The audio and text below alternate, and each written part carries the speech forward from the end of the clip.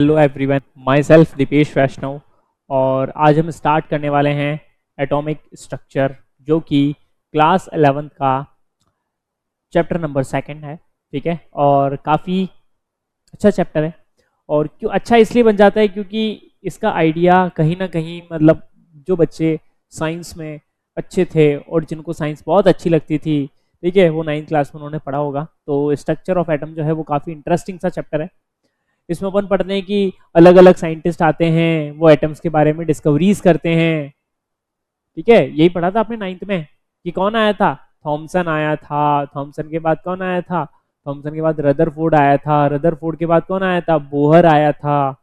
तो एटम्स की different different theories होती हैं। बट यहाँ पर अपन को जाकर 11th क्लास में क्लैरिफिकेशन मिलता है कि हाँ देखो, उस समय तो क्या छोटे होते हैं ना, तो अपन इतना दिमाग भी नहीं लगाते। 9th में तो क्या बच्चे को ऐसा रहता है, बस समझना नहीं है, बस रटना है मुझे तो, और बस एग्जाम देके आना है। रदरफोर्ड ने क्या कहा क्या नहीं कहा मुझे नहीं मतलब, डेफिनेशन क्या है इसकी ये बता दो बस। तो यहाँ पे अपन अच्छे से एकदम बेसिक से, जिस बच्चे ने कुछ भी नहीं पढ़ा उसको भी समझ आएगा, 9th में कुछ भी नहीं पढ़ा हो कोई दिक्कत वाली बात नहीं बेटा। यहाँ पर आपको बिल्कुल एकदम क्रिस्टल क्लियर समझ आएगा कि क्या है क्या नहीं है।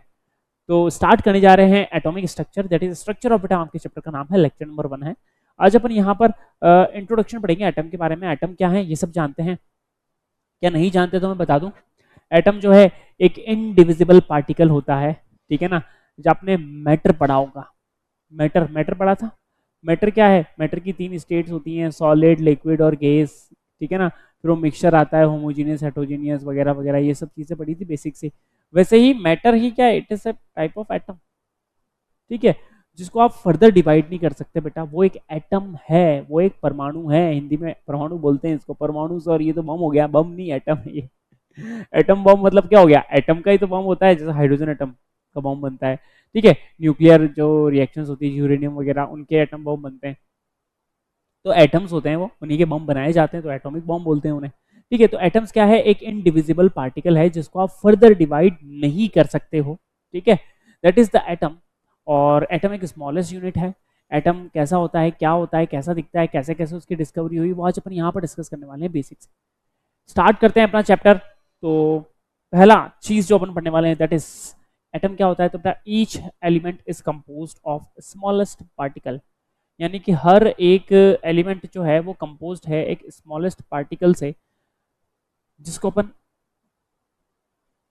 एटम कहते हैं। क्या कहते हैं, जिसको अपन एटम कहते हैं। ठीक है ना, each element is composed of smallest particle, that is known as atom. और atom, the name is derived from the Greek word atom, means not to be cut. एक ग्रीक वर्ड है एटम, जिसका मतलब होता है नॉट टू बी कट, जिसको आप further divide नहीं कर सकते हो, वो चीज क्या कहलाती है बेटा, एटम कहलाती है। क्या कहलाती है, एटम। जिसको आप फर्दर डिवाइड नहीं कर सकते हो, दैट इज द एटम, वो चीज एटम है। क्लियर हो गई क्या बात, बोलो यस या नो। ठीक है, तो ये सिंपल सी डिस्कवरी है, क्या क्या होता है क्या नहीं है। स्टार्टिंग में अपन पढ़ेंगे कि एटम्स के कुछ फंडामेंटल पार्टिकल्स होते हैं, जैसे कि इलेक्ट्रॉन, प्रोटॉन और न्यूट्रॉन। तुमने पढ़े होंगे, नहीं पढ़े तो आज पढ़ लेना। देखो, इलेक्ट्रॉन मतलब एटम के अंदर कुछ फंडामेंटल पार्टिकल्स हैं। जैसे कि अपन बात करते हैं तो atom consist of several sub atomic particles like neutrons, protons and electrons, neutrino and positron etcetera. इन दोनों का अभी अपन को कोई लेना देना नहीं है, ये अपन रेडियो एक्टिव चेन रिएक्शंस में पढ़ते हैं। ठीक है, और etcetera. Out of these particles, electrons, protons and neutrons are called fundamental particles या सब एटॉमिक पार्टिकल्स। इंपॉर्टेंट जो है वो हमारे पास है प्रोटॉन, इलेक्ट्रॉन और न्यूट्रॉन। न्यूट्रिनो और पॉजिट्रॉन, ये सब कौन से पार्टिकल्स हैं, ये ऐसे पार्टिकल्स हैं जो अपन चेन रिएक्शंस या रेडियो एक्टिव रिएक्शंस में जाकर के पढ़ेंगे। ठीक है, तो atom consist of several particles, sub atomic particles like neutron, proton और इलेक्ट्रॉन्स, जिसमें से अपन के लिए इंपॉर्टेंट है कौन कौन से बेटा, प्रोटॉन, इलेक्ट्रॉन्स और न्यूट्रॉन्स। सबको पता है प्रोटॉन क्या होता है, बोलो। इलेक्ट्रॉन क्या होता है, प्रोटॉन क्या होता है और न्यूट्रॉन्स क्या होता है, क्या पता है क्या, बोलो यस या नो बेटा। पता है या नहीं ये बताओ, तुम तो नहीं पता, अभी पता चल जाएगा। क्लियर है, तो देखो एटम तुम्हें पता है भाई, बचपन में तुमने जहाँ तुम सीख के आए हो, भी तुमने ऐसा पढ़ा होगा, बीच में एक न्यूक्लियस होता है और उस न्यूक्लियस के चारों तरफ क्या होती हैं, शेल्स होती हैं, ऐसे इस तरीके से 1 2 और ये 3 और ये 4। तो इस तरीके से शेल्स होती हैं, K shell, L shell, M shell और एन शेल, ये शेल्स होती हैं, यही पढ़ के आए हो तुम। ठीक है, और ये बीच में न्यूक्लियस होता है, इधर क्या होते हैं, इधर होते हैं न्यूक्लियॉन्स। न्यूक्लियस में क्या पाए जाते हैं? न्यूक्लियॉन्स। न्यूक्लियॉन्स में क्या होता है? न्यूक्लियॉन्स में दो चीजें होती है, एक होता है प्रोटॉन और एक होता है न्यूट्रॉन। और चारों तरफ क्या रिवॉल्व करते हैं? इलेक्ट्रॉन्स। कुछ ऐसा ही होता है क्या एटम्स? बोलो, कुछ ऐसा ही होता है एटम्स। तो आप देख रहे हो तीन सब एटॉमिक पार्टिकल से मिलकर के बना है। कौन कौन से बेटा? इलेक्ट्रॉन, प्रोटॉन और न्यूट्रॉन।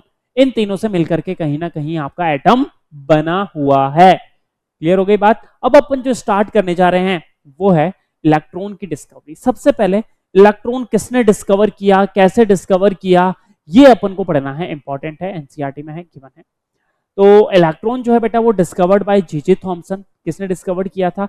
जे थॉमसन ने डिस्कवर्ड किया था 1897 में।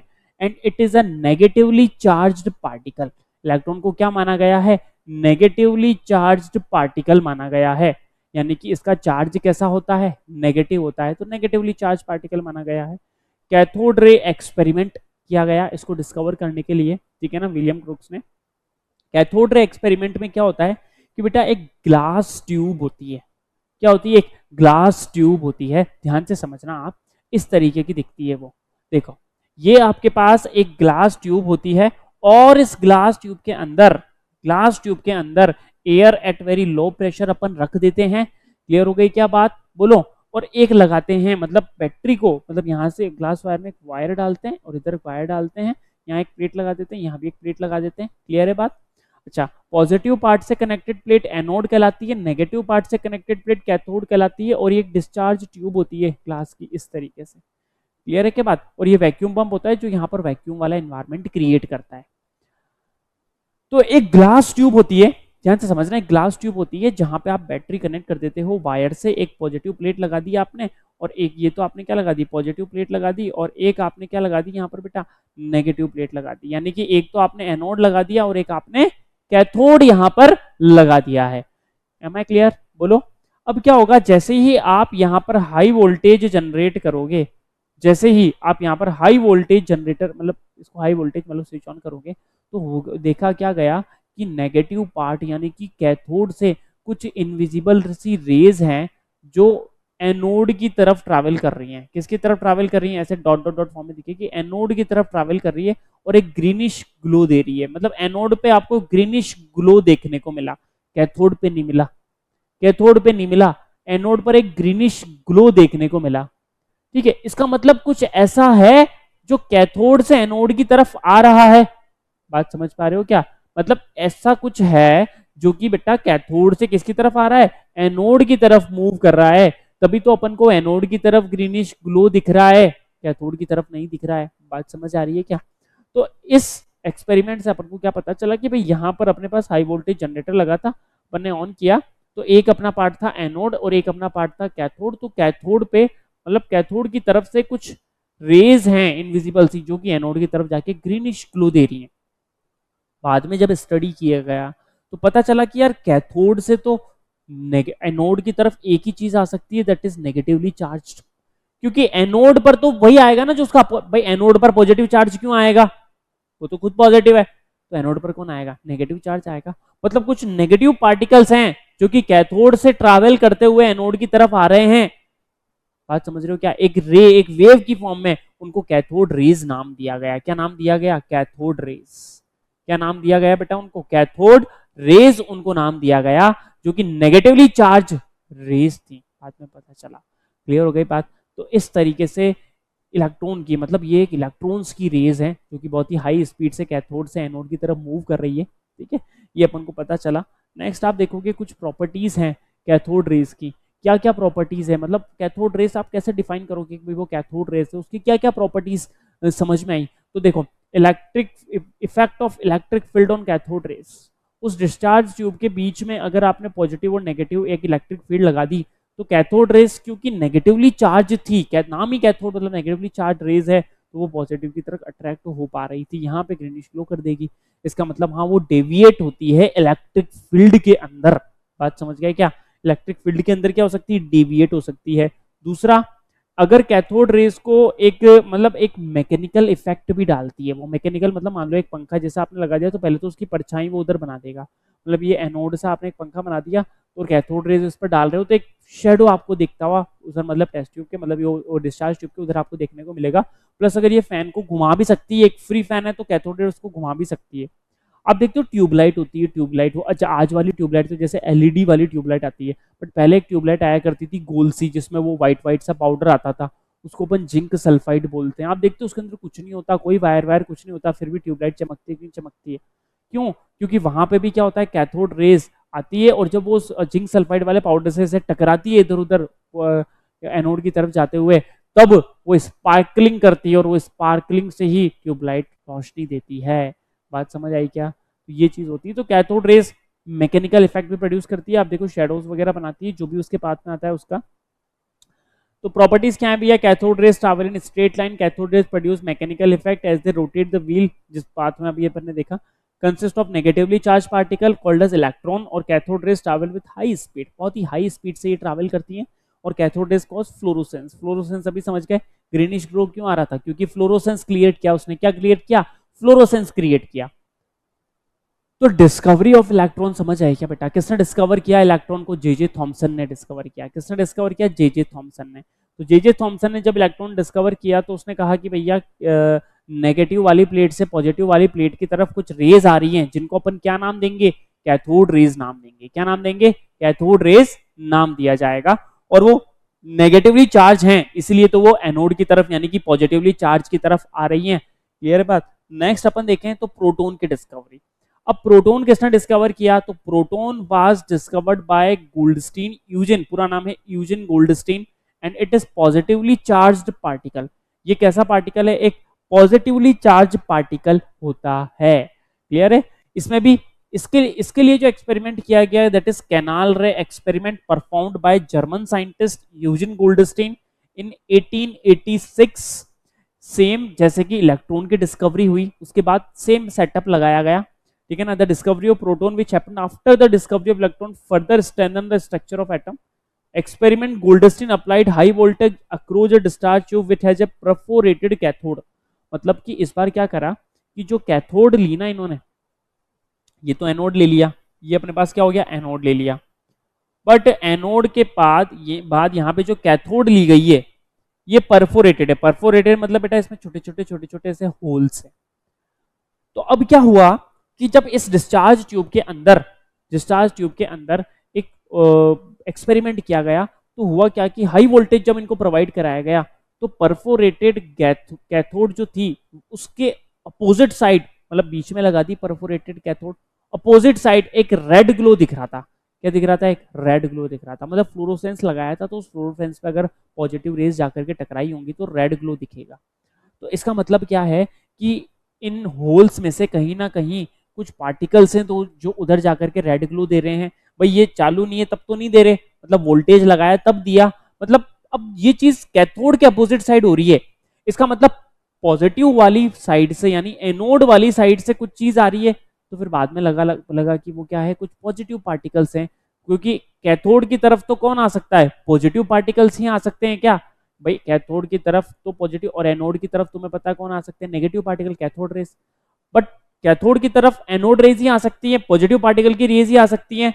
तो फिर बाद में पता चला तो ये पॉजिटिव पार्टिकल की रेज हैं और ये रेड ग्लो वहां पर शो कर रही है। बट एक्चुअल में मैं बताऊं कहानी क्या है? कहानी कुछ ऐसी है, कहानी कुछ ऐसी है कि जो प्रोटॉन है ना वो रियल में एग्जिस्ट नहीं करता, इलेक्ट्रॉन रियल में एग्जिस्ट करता है बेटा। एक चीज मैं आपको यहाँ पर बताने वाला हूँ कि जैसे ये प्रोटॉन की डिस्कवरी है, बट इलेक्ट्रॉन में एक प्रॉपर्टी ऐसी है कि जो चार्ज बाय मास रेशो होता है ना, ठीक है ना, E by M ratio of electron, यानी कि E by M ratio, important point है लिख लेना, E by M ratio of an electron is always fixed, is always fixed। वो हमेशा कैसा रहता है? फिक्स्ड रहता है। कहने का मतलब है charge of electron upon mass of electron का जो रेशियो होता है ना वो हमेशा फिक्स्ड रहता है। जैसे कि चार्ज ऑफ इलेक्ट्रॉन कितना होता है? ई जो होता है चार्ज ऑफ इलेक्ट्रॉन वो होता है बेटा 1.6 माइनस का इंटू 10 टू द पावर -19 कुलाम।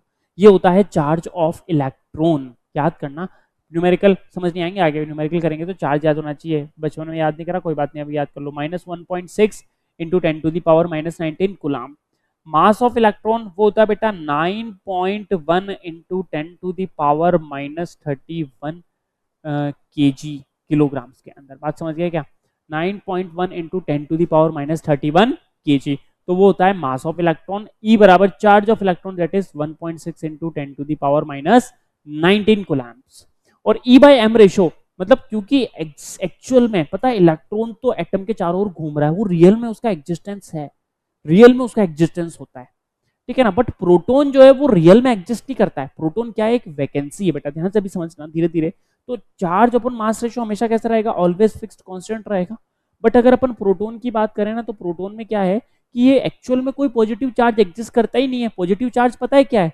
जैसे मैंने कहा कि हाइड्रोजन है, और हाइड्रोजन में तुम्हें पता है इसका एटॉमिक नंबर 1 है, तो एटॉमिक नंबर 1 होने के कारण इसमें एक ही इलेक्ट्रॉन है, ठीक है। एटॉमिक मास भी इसका 1 है, क्योंकि न्यूट्रॉन होता नहीं, एक इलेक्ट्रॉन एक प्रोटॉन होता है। तो यदि इसमें से मैं एक इलेक्ट्रॉन बेटा निकाल दूं, एक इलेक्ट्रॉन यदि मैं इसमें से निकाल दूं, तो ये H+ बन जाएगा। क्या बन जाएगा? H+। तो ये H+ एक प्रोटॉन है। H+ को क्या माना गया है? एक प्रोटॉन माना गया है। बात समझ आ रही है क्या? प्रोटॉन रियल में एग्जिस्ट नहीं करता है, it is a type of vacancy. मतलब एक इलेक्ट्रॉन निकला और उसकी जगह जो खाली स्पेस बच गया ना, उसकी जगह क्या बच गया? जो खाली स्पेस, जो वेकेंट स्पेस बच गया, दैट इज द प्रोटॉन। वो चीज प्रोटॉन है। बात समझ पा रहे हो? प्रोटॉन का रियल में कोई एग्जिस्टेंस नहीं है कि ऐसा कोई पॉजिटिव पार्टिकल होता है, हो ही नहीं सकता, असंभव। बात समझ गए क्या? इलेक्ट्रॉन रियल में एग्जिस्ट करता है। तो ई बाय यानी charge to mass ratio proton का कभी कांस्टेंट नहीं आएगा, वो हमेशा कमी आता है उससे इलेक्ट्रॉन के कंपैरिजन में, ठीक है। तो आप ये देखो, प्रोटॉन की डिस्कवरी किसने की? क्लियर है, गोल्डस्टीन ने की थी। प्रोटॉन का रियल एग्जिस्टेंस नहीं है। यहाँ पर charge to mass ratio not always constant, proton का कभी कांस्टेंट नहीं आएगा। क्यों नहीं आएगा प्रोटॉन का कांस्टेंट कभी? क्योंकि प्रोटॉन का रियल में एग्जिस्टेंस ही नहीं होता है बेटा। बात समझिए क्या? थ्योरेटिकल पार्ट है, आप एनसीईआरटी में से रीड करना और अच्छे से, तो आपको समझ आएगा। क्लियर हो गई बात? एनसीईआरटी रीड करोगे तो काफी अच्छे से समझ आएगा आपको ये, ठीक है।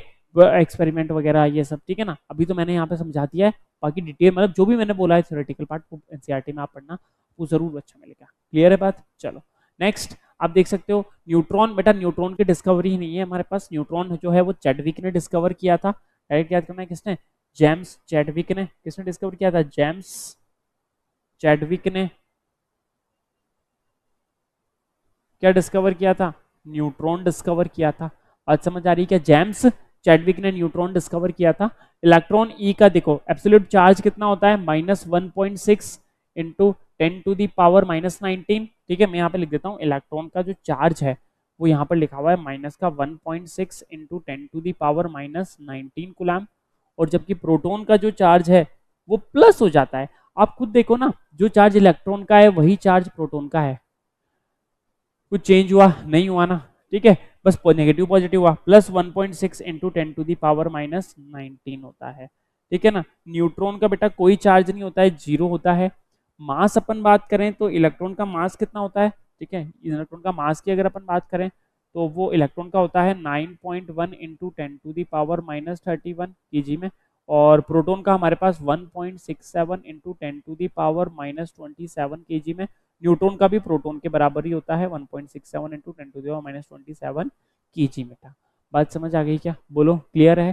तो ये इनके मास हैं, ये इनके चार्ज है, आपको याद होना चाहिए। इलेक्ट्रॉन का चार्ज कितना होता है? माइनस का 1.6, प्रोटॉन का प्लस का 1.6, न्यूट्रॉन नो चार्ज। इलेक्ट्रॉन का मास 9.1 इंटू 10⁻⁻31, प्रोटॉन का मास होता है 1.67 इंटू 10⁻⁻27, न्यूट्रॉन का same is that mass of proton.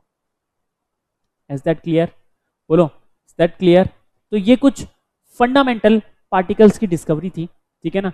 Electrons की, प्रोटॉन्स की और न्यूट्रॉन्स की, जो कि जेम्स चैडविक ने की थी, ठीक है ना। अपने नहीं है, बम्बारमेंट किया था उसने बेरिलियम वगैरह एटम्स का लेकर के, ठीक है ना। तो वो नहीं है अपना, आप खाली इलेक्ट्रॉन्स और प्रोटॉन का ध्यान रखना, और न्यूट्रॉन के साइंटिस्ट का नाम याद रखना, किसने डिस्कवर किया, कब किया। क्लियर हो गई बात बेटा? ठीक है। तो इलेक्ट्रॉन की डिस्कवरी किसने की है? किसने की है? जे थॉमसन ने। प्रोटॉन की ई गोल्डस्टीन, यूजिन गोल्डस्टीन ने। और न्यूट्रॉन की जेम्स चैडविक ने की थी। किसने की थी? जेम्स चैडविक ने की थी। क्लियर हो गई बात? ये बेरिलियम एटम का बम्बारमेंट किया था इसने, ठीक है ना, वो शीट पर। वो एक एक्सपेरिमेंट अलग है, ठीक है। आगे इस चैप्टर में बता, आपके इंपॉर्टेंट नहीं है इसलिए नहीं बताया, जस्ट थ्योरेटिकल पार्ट है बेटा, यहाँ से आपको शायद ही कोई क्वेश्चन मिलेगा नीट के अंदर। बात समझ पा रहे हो? नो, कोई क्वेश्चन नहीं मिलने वाला है यहाँ से, ठीक है। कहीं मिल जाए चार्ज पर या E/M रेशियो पर, जो जो इंपॉर्टेंट पार्ट है वो मैं यहाँ पर बताने वाला हूँ। इंपॉर्टेंट जो चैप्टर का एकदम बेसिक पार्ट है वो भी स्टार्ट होगा, दैट इज रदरफोर्ड मॉडल, ठीक है ना। रदरफोर्ड जब तो वो मॉडल, बोहर मॉडल, यहाँ से आपको क्वेश्चन पुटअप होते हैं नीट के अंदर। बात समझ आ रही है क्या? यहाँ से आपको बहुत सारे क्वेश्चन देखने को मिलेंगे।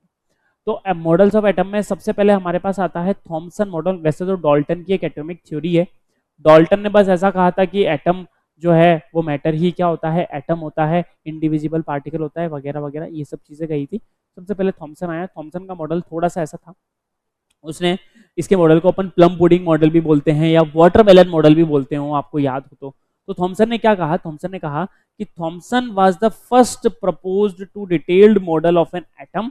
Thompson proposed that an atom consists of a uniform sphere of positive charge in which electrons are present at some places। यानी कि एक पॉजिटिव चार्ज स्पेयर होता है और उस पॉजिटिव चार्ज स्पेयर के अंदर जगह जगह कहीं ना कहीं इलेक्ट्रॉन एम्बेडेड यानी धसे हुए होते हैं, ठीक है ना। जैसे कि आप देख सकते हो इस वाटरमेलन के अंदर, ठीक है ना, कि इस वाटरमेलन के अंदर क्या है कि ये एक पॉजिटिव स्पेयर है। जब आप वाटरमेलन को कट करोगे तो ये आपको एक पॉजिटिव स्पेयर मिलेगा, और उस पॉजिटिव स्पेयर में ये जो बीज हैं that are act as a electron, जो कि इस पॉजिटिव स्पेयर में एम्बेडेड हैं। और ये ओवरऑल एटम जो है वो न्यूट्रल होता है, यानी कि जितने पॉजिटिव चार्ज होते हैं उतने ही नेगेटिव चार्ज होते हैं, तो ओवरऑल कैसा होता है? ये न्यूट्रल होता है। कैसा होता है? न्यूट्रल। बट क्या वाकई में एटम ऐसा होता है क्या? क्या वाकई में एटम ऐसा होता है क्या कि एटम के अंदर पॉजिटिव चार्ज सब जगह प्रेजेंट है और उसमें बीच बीच में कहीं पर नेगेटिव चार्ज जैसे एम्बेडेड है? ऐसा तो नहीं सुना था अपन ने तो ये सुना था कि एटम जो होता है उसके बीच में न्यूक्लियस होता है और उसके चारों ओर कौन रिवॉल्व करता है? इलेक्ट्रॉन्स रिवॉल्व करते हैं। कौन रिवॉल्व करते हैं? इलेक्ट्रॉन्स रिवॉल्व करते हैं। अपन ने तो ये सुना था, ठीक है। तो इसकी थ्योरी फेल हो गई मीन्स कि ये चीज एक्सप्लेन नहीं कर पाया कि वाई ये स्टेबल कैसे है, ठीक है ना। कैसे आप इसको क्लैरिफाई करोगे कि एटम ऐसा ही होता है? सचमुच केवल इससे इतना सा कह दिया कि न्यूट्रल होता है एटम और वगैरह वगैरह, ये सब चीजें होती हैं। इसको अपन प्लम पुडिंग मॉडल भी बोलते हैं। क्या बोलते हैं? प्लम पुडिंग मॉडल भी बोलते हैं। बात समझ आई क्या? क्या बोलते हैं इसको? Plum pudding models. लिमिटेशन क्या है कि भैया एक important drawback of this model क्या है कि mass of atom is considered to be evenly spread over the atom. इसने कहा जैसे प्रोटॉन ही जो होते हैं वो एक्चुअल मास होते हैं, क्योंकि न्यूट्रॉन नो चार्ज होता है और मास जो होता है वो प्रोटॉन यानी न्यूक्लियस के अंदर ही होता है। एटम का ओवरऑल मास, इलेक्ट्रॉन तो बहुत लाइट वेट है।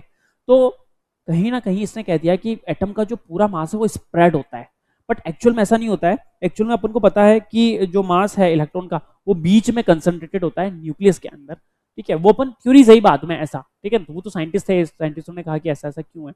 It is a static model reflect the movement of electron. यहाँ पर इलेक्ट्रॉन का कोई मूवमेंट शो नहीं हो रहा था।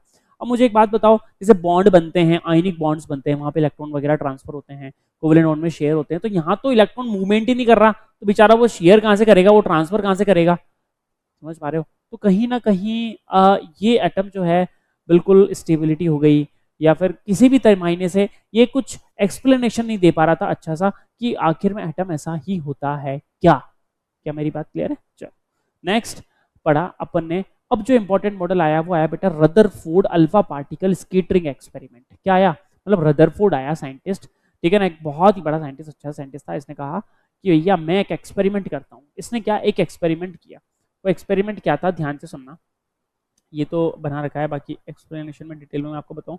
रदरफोर्ड का एक्सपेरिमेंट जो था बेटा वो ये इस तरीके का था कि यहाँ पे अपन करते हैं, देखो। रदरफोर्ड ने क्या करा, एक गोल्ड फॉइल लिया। क्या लिया? एक गोल्ड फॉइल। गोल्ड फॉइल जानते हो, जैसे चांदी की फॉइल होती है ना, एल्यूमिनियम फॉइल होती है, जैसे वो जिसमें खाना वगैरह पैक करते हैं वो एल्यूमिनियम फॉइल है। वो काजू कतली के ऊपर लगाते हैं वो चांदी की फॉइल होती है। वैसे ये गोल्ड की फॉइल, ठीक है ना। वैसे ही क्या ली, एक गोल्ड फॉइल ली उसने यहाँ पर इस तरीके से, देखो ये गोल्ड फॉइल ली,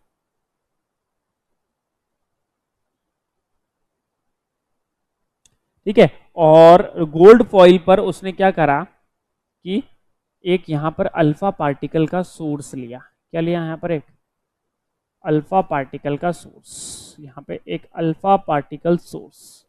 अब सर पहले तो हमें ये बता दो कि what is alpha particle. Alpha particle source यहाँ पे इसने लिया, ठीक है, अल्फा पार्टिकल सोर्स। ये यहाँ पे इसने 2 लेड के ब्रिजेस लगाए बड़े बड़े, ताकि अल्फा पार्टिकल इधर उधर डेविएट ना हो।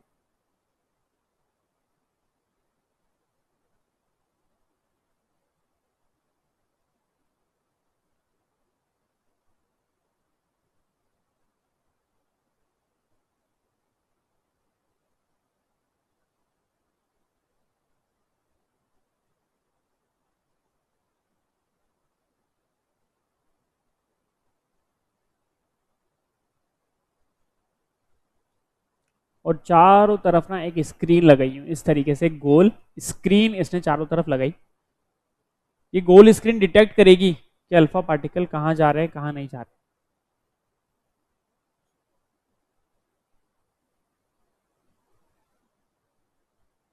इस तरीके से गोल स्क्रीन इसने लगाई, ठीक है। अच्छी नहीं बनी क्या गोल स्क्रीन?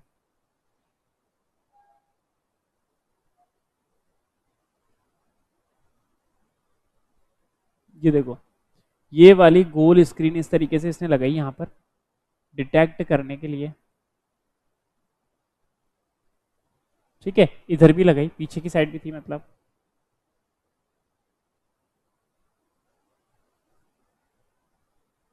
ये स्क्रीन थी। अब हुआ क्या, जैसे गोल्ड फॉइल है, तो गोल्ड फॉइल के अंदर क्या होगा? गोल्ड फॉइल के अंदर गोल्ड के एटम्स होंगे क्या? भाई ये एटम होंगे, इस तरीके से न्यूक्लियस होगा, ये एटम्स होंगे, इस तरीके से न्यूक्लियस होगा उसका, ये एटम्स होंगे, इस तरीके से न्यूक्लियस। भाई गोल्ड फॉइल के अंदर क्या होंगे? गोल्ड के एटम्स होंगे क्या?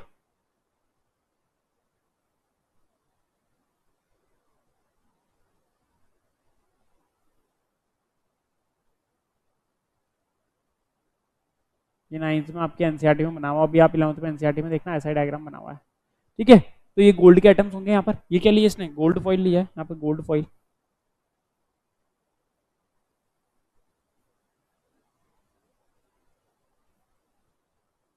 ये गोल्ड फॉइल यहाँ पर ले लिया गया है।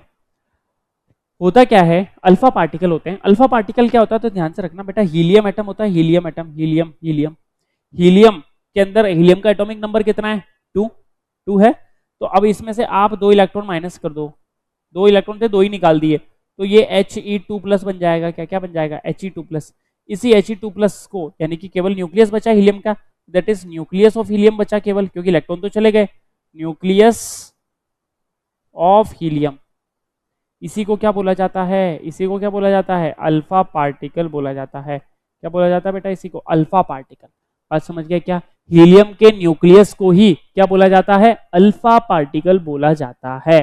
बात समझ आ गई क्या? तो अल्फा पार्टिकल का सोर्स लिया, क्या होते हैं? हीलियम का न्यूक्लियस। यानी कि अल्फा पार्टिकल कैसे चार्ज्ड हैं? पॉजिटिवली चार्ज्ड हैं। ये ध्यान रखना, कैसे चार्ज्ड हैं? पॉजिटिवली चार्ज्ड हैं। अब क्या हुआ कि उसने यहां से अल्फा पार्टिकल को शूट करना स्टार्ट किया। तो जैसे ही यहां से अल्फा पार्टिकल पास हुए, इस तरीके से बहुत सारे अल्फा पार्टिकल्स एक साथ गए, ऐसे जाते गए जाते गए जाते गए जाते गए, ठीक है। तो हुआ क्या कि 99.9% अल्फा पार्टिकल्स, यानी कि मैक्सिमम अल्फा पार्टिकल्स इस गोल्ड फॉइल को सीधे सीधे क्रॉस कर गए। इस गोल्ड फॉइल को क्या कर गए? इस गोल्ड फॉइल को सीधे सीधे सीधे सीधे बेटा सीधे सीधे क्रॉस कर गए। यूं आप देख पा रहे हो, ऐसे सीधे सीधे क्रॉस कर गए, मतलब उनके बीच में कुछ नहीं आया, ऐसे सीधे सीधे क्रॉस कर जा रहे हैं। आप देखो, कुछ नहीं टच हो रहा ना इनके, ना न्यूक्लियस वगैरह कुछ भी नहीं, ये सीधे सीधे क्या कर जा रहे हैं? ऐसे सीधे सीधे क्रॉस कर जा रहे हैं।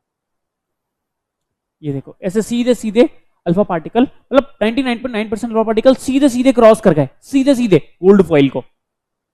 पहला डाटा आपको यहां पर मिलता है कि मैक्सिमम पार्टिकल्स, ठीक है ना, मतलब यहां पे अपन ऑब्जर्वेशन लिख रहे हैं। क्या लिख रहे हैं अपन यहां पर? ऑब्जर्वेशंस। तो ऑब्जर्वेशन क्या क्या किया उसने? What is observation? रदरफोर्ड का क्या क्या ऑब्जर्वेशन था? पहला ऑब्जर्वेशन था सर कि maximum amount of alpha particles, maximum alpha particles, क्या बोल रहा हूं मैं? Maximum number of alpha particles, maximum, यानी कि आप 99.9% तक कह सकते हो कि alpha particles are undeviated. Undeviated means उनमें कोई डिफ्लेक्शन नहीं हुआ, कोई स्ट्रेट लाइन के सीधे सीधे पास हो गए। बट कुछ एक अल्फा पार्टिकल जो था वो ऐसे आया बेचारा, और ऐसे आकर के यूं एक angle at an angle theta पे, जैसे यहाँ उसको पास होना था बट एन एंगल यहाँ पे एक थीटा एंगल पे वो क्या हो गया, डेविएट हो गया। क्या हो गया, एक थीटा एंगल पर डेविएट हो गया, ठीक है ना। Some alpha particles, some alpha particles, some alpha particles deviate at an angle theta. बात समझ गए क्या, एट एन एंगल थीटा पे वो डेविएट हो गए, कुछ alpha particles at an angle theta पर डेविएट हो गए। क्या मेरी बात समझ आई, ये दूसरी ऑब्जर्वेशन। तीसरी ऑब्जर्वेशन ये थी कि कुछ अल्फा पार्टिकल जो थे वो सीधे सीधे गए और बाउंस बैक हो गए, मतलब वो पीछे वाली स्क्रीन पे मान लो स्पार्कलिंग आ गई, बाकी सारे पार्टिकल की यहीं पे स्पार्कलिंग आ रही थी, एक पार्टिकल की ये। ऐसा माना जाता है कि 1 आउट ऑफ 12,000, ठीक है ना, मतलब कि 1 out of 12,000 alpha particles, alpha particles deviate at 180 degree, deviate at 180 degree, यानी 1 आउट ऑफ, क्या बोल रहा हूं मैं, 1 आउट ऑफ कितने में से, 12,000 अल्फा पार्टिकल्स में से एक अल्फा पार्टिकल ऐसा था जो कि कैसा हो रहा था, 180 डिग्री डेविएट हो रहा था। कैसा हो रहा था, 180 डिग्री डेविएट हो रहा था। तो इसका मतलब क्या है, इसका मतलब ये है कि इसने ये ऑब्जर्वेशन की। अब इससे रिजल्ट्स क्या निकले, व्हाट आर द रिजल्ट्स, आप रिजल्ट्स क्या निकालना चाहोगे, व्हाट इज कंक्लूजन, आपने कंक्लूजन क्या निकालोगे इसका, व्हाट इज द कंक्लूजन।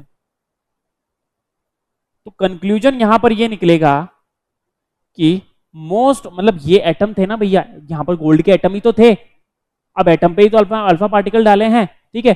तो इसका मतलब कंक्लूजन ये निकला कि मैक्सिमम अल्फा पार्टिकल अनडिवेटेड रह गए। इसका मतलब एटम जो है वो एक हॉलो नेचर का होता है, उसके अंदर स्पेस होता है काफी ज्यादा खाली, मतलब atom is hollow in nature, atom is hollow. अब देखो थॉमसन ने कहा था कि यार पॉजिटिव और नेगेटिव चार्ज स्प्रेड रहते हैं, अगर पॉजिटिव और नेगेटिव चार्ज स्प्रेड रहते बेटा, तो क्या ये स्प्रेड अगर वो हुए हुए होते तो गोल्ड एटम में स्प्रेड होते पॉजिटिव नेगेटिव पार्ट, तो अल्फा पार्टिकल क्या खाक उधर जा पाते, नहीं जा पाते ना, सारे के सारे ही क्या पता वो 180 डिग्री डेविएट हो जाते, या बहुत सारे alpha particle at an angle theta पे, बहुत सारे मतलब सारे के सारे एट एन थीटा पे जाते ना फिर तो। लेकिन स्पेस कैसा है, हॉलो है, मतलब मास सब जगह कंसंट्रेटेड नहीं है, खास करके पॉजिटिव पार्टिकल। पॉजिटिव पार्टिकल ही तो भेजा था ताकि अपन चेक कर सके कि भाई क्या मास, यानी कि न्यूक्लियस के अंदर मेन मास होता है, अगर पॉजिटिव पार्टिकल सब जगह स्प्रेड होता तो फिर ये तो बार बार रिपल्शन, क्योंकि हीलियम भी पॉजिटिव पार्टिकल था तो ये बार बार जाता, टकराता वापस आ जाता, टकराता वापस आ जाता, क्योंकि पॉजिटिव से पॉजिटिव अगर टकराएगा तो वापस आएगा ना। बात समझ पा रहे हो, तो ये चीज है। तो atom is hollow in nature, atom is hollow in nature, ठीक है। पहला तो ये उसने कंक्लूजन निकाला। दूसरा कंक्लूजन ये निकाला कि उसने कहा कि यार एटम जो है उसमें उसका एटम का जो मास है वो कहीं ना कहीं बहुत ही छोटे से स्पेस में कंसंट्रेटेड है। मास of atom is concentrated, mass of atom मतलब ये डेविएट हो गया ना एक पार्टिकल, मतलब 12,000 में से एक पार्टिकल 180 डिग्री बाउंस बैक हो रहा था, इसका मतलब पॉजिटिव चार्ज है, क्योंकि पॉजिटिव चार्ज ही बेटा अकाउंटेबल होता है मास के लिए एटम के अंदर, क्योंकि इलेक्ट्रॉन का तो मास नेग्लिजिबल होता है, तो जो भी चार्ज पॉजिटिव चार्ज का है, तो मतलब मास of an atom is concentrated, mass of an atom, mass of an atom is concentrated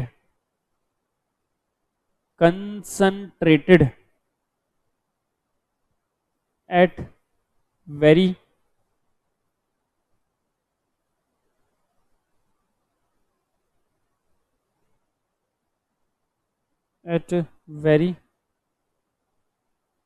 small place, बहुत ही छोटी जगह में कंसंट्रेटेड है, उसका जो मास है वो बहुत ही छोटी जगह में क्या है, कंसंट्रेटेड है, ठीक है ना, जो कि सेंटर है, ठीक है ना, यानी कि सेंटर में आप बोल सकते हो एट सेंटर, और उसके चारों तरफ क्या प्रेजेंट है, इलेक्ट्रॉन, उसके चारों तरफ क्या प्रेजेंट है, इलेक्ट्रॉन्स। और उसने कहा कि इलेक्ट्रॉन जब रिवॉल्व कर रहे हैं तो वो कुछ एनर्जी एमिट कर रहे हैं, क्या कर रहे हैं, एनर्जी एमिट कर रहे हैं। बात समझ रहे हो क्या, तो ऐसा उसने कहा कि इस तरीके से आपको कहीं ना कहीं एक आइडिया लगा एटम का कि एटम कैसा हो सकता है। तो ये रदरफोर्ड का एक्सपेरिमेंट था। बात समझ आई क्या, क्या था रदरफोर्ड का एक्सपेरिमेंट, उसने क्या करा, उसने एक अल्फा पार्टिकल का सोर्स लिया। अल्फा पार्टिकल्स क्या होते हैं, पहले तो ये बात समझाओ कि अल्फा पार्टिकल्स क्या होते हैं बेटा, हीलियम का न्यूक्लियस होते हैं। क्या होते हैं, हीलियम का न्यूक्लियस जो होता है that is the alpha particle, वो एक अल्फा पार्टिकल होता है। तो हीलियम का न्यूक्लियस जब गोल्ड फॉइल पे जाकर के टकराते हैं तो वहां से बहुत सारे ऑब्जर्वेशंस देखने को मिलते हैं। और ऑब्जर्वेशंस यहाँ पर क्या क्या हैं कि बहुत सारे 99.9% अल्फा पार्टिकल स्ट्रेट लाइन पास हो गए। कैसे पास हो गए, स्ट्रेट लाइन पास हो गए। कुछ alpha particle at an angle theta पर डेविएट और बहुत ही कम अल्फा पार्टिकल्स 180 डिग्री पर डेविएट हुए। इसका मतलब एटम का जो पूरा हिस्सा है वो कहीं ना कहीं खोखला है, यानी कि हॉलो स्ट्रक्चर होता है। और दूसरी बात, उसका मास सब जगह कंसंट्रेटेड नहीं है, जैसा कि थॉमसन ने कहा था। अच्छा, अगर मान लो थॉमसन का मॉडल करेक्ट हो जाता, अगर थॉमसन का मॉडल क्या हो जाता, करेक्ट हो जाता।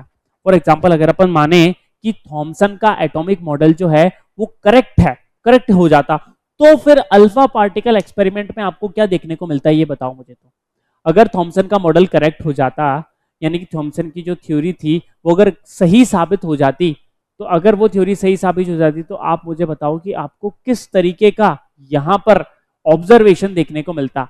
बताओ, आंसर करो कि अगर थॉमसन की मॉडल की थ्योरी जो है बिल्कुल सही होती तो आपको यहां पर किस तरीके का ऑब्जर्वेशन देखने को मिलता। मैं बताऊं, तो बता रहे हो, बताओ, सोचो। मतलब उस थॉमसन के हिसाब से मास सब जगह कंसंट्रेटेड है, थॉमसन के हिसाब से मास कहाँ है, सब जगह कंसंट्रेटेड है क्या।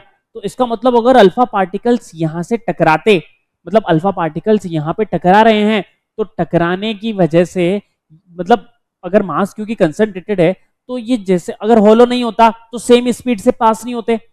मास कंसंट्रेटेड होता तो मान लो जो स्ट्रेट जा रहा होता उसकी स्पीड थोड़ी सी कम हो जाती, क्या कम हो जाती, क्योंकि इलेक्ट्रॉन भी सब जगह स्प्रेड है। तो स्प्रेड है तो इसका मतलब क्या है कि पॉजिटिव पार्टिकल कोई आ रहा तो वो नेगेटिव से टकरा के थोड़ा उसकी स्पीड तो कम हो जाएगी ना।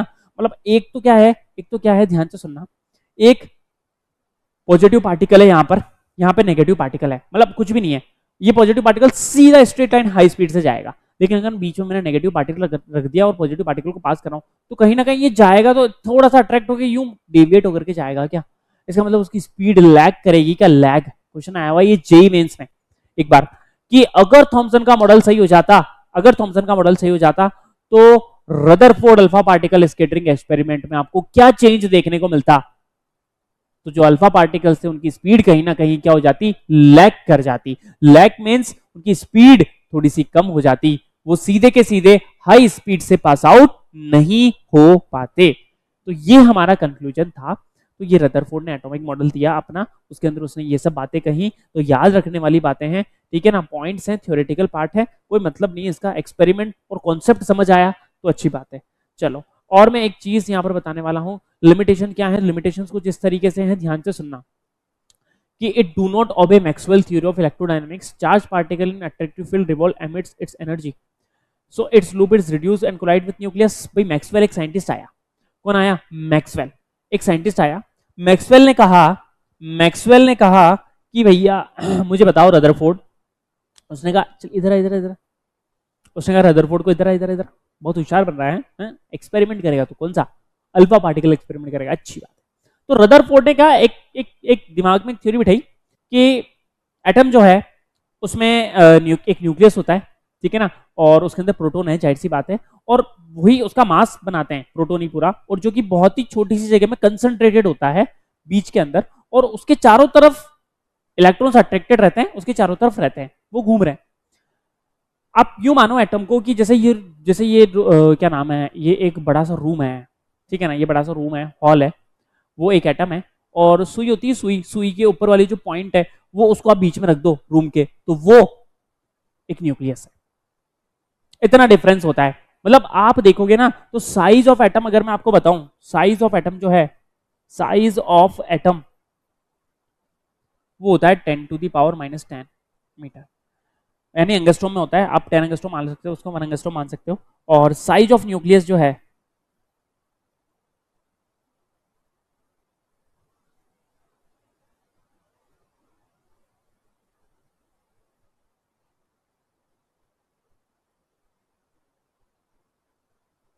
वो होता है 10⁻⁻15 मीटर, और साइज ऑफ एटम कितना होता है 10⁻⁻10 मीटर के अप्रॉक्स होता है।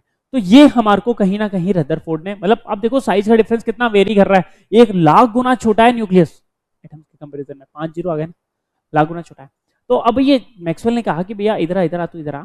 मैक्सवेल थ्योरी ये कहती है कि इलेक्ट्रोडायनामिक्स की मैक्सवेल थ्योरी ये कहती है कि charge particle is attractive field, charge particle in attractive field, मतलब कोई भी चार्ज पार्टिकल अगर अट्रैक्टिव फील्ड में, मान लो ये न्यूक्लियस है, ये न्यूक्लियस है, ये न्यूक्लियस है अपने पास, और इस न्यूक्लियस के चारों तरफ मींस ऑर्बिट में यूं, यूं और यूं, अगर ये चार्ज पार्टिकल रिवॉल्व कर रहा है, ये चार्ज पार्टिकल क्या कर रहा है, अगर ये चार्ज पार्टिकल रिवॉल्व कर रहा है तो ये एनर्जी एमिट करेगा, एक्सेलरेट होगा। तो कोई भी चार्ज पार्टिकल अट्रैक्टिव फील्ड में रिवॉल्व करता है तो वो एनर्जी को एमिट करता है।